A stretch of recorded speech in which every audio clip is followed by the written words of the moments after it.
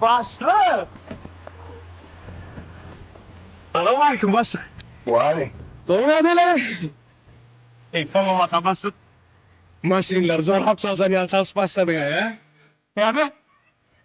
Dur la. Yıl ne yapsa başlık mı? Yürü gerek ya tamam. Ben rapis sırayla. Ben rapis. Yılmış. Kırmızı.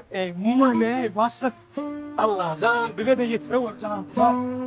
Ben hamurdaydım. Gel beri. Allah can bir de getir de. Evet. Gel. Öyle şu yakmet çek yani. Tamam. Adalet yani. Hı. Doğru mu? Tamam. O boy kağıdını alın. Bütün Türkmen maşının içinde. Tamam. Doğru mu? Öldüğüm halal işlemeli. Ben rapis ha. Halal işlemeli.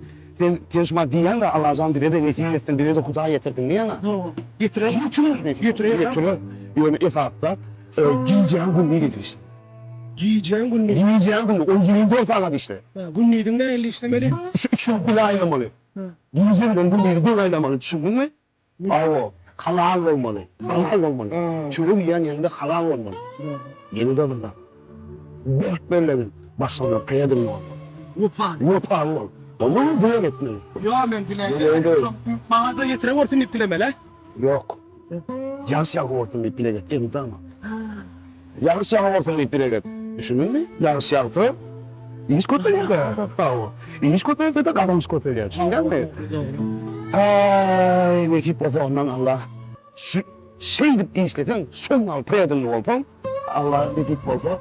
Bunun yıl tarifini getirir bana. Allah yolunda. Çalışırım. Yılın tariflerini. Ne ki pozu. Ya yanlış mı diyorsun? Allah bana ne tiyip etme la. Ne be? Onun için işlemden öyle mi? Ne öyle yani? Marka minka bastılar mı? Onu şu girdiğiniz bana ne kadar? Ben şey tip işledim. Onu girdiğiniz bana gördüm benim ne tip oldu? Basıyorum tanılarım. Ben şunca işlem. Şunca gece bunu işlem diyorum. Yine Allah Teala sana ne tiyip etmedim. Alo adım yok. İşleyeceğim değil mi? Hayır. Sakın beni işten. Ne yasak? Boş ver işten. Bağırıp baya. Ben dinlemem.